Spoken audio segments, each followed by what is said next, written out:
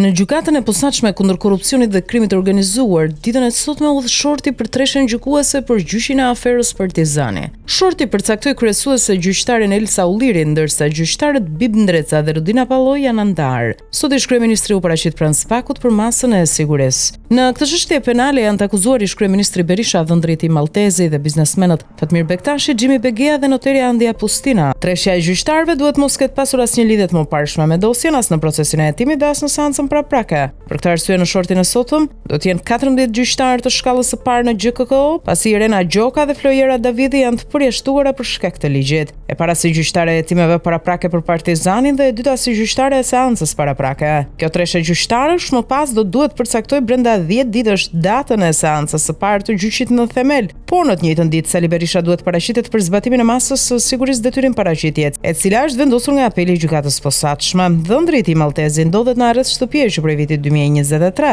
Ndërkohë, përveç tyre, në këtë dosje janë përfshirë edhe biznesmenët Begea e Bektashi si dhe noteria Pustina. Masa e sigurisë ndaj Berishës, ajo me detyrim paraqitje, u caktua më 5 janar 2025 nga gjyqtari i apelit posaçëm Engert Plumbi, i cili arrëzoi pjesërisht vendimin paraprak të 27 nëntorit 2024, me të cilin Berisha u lirua nga arresti shtëpiak pas më shumë se 330 ditësh.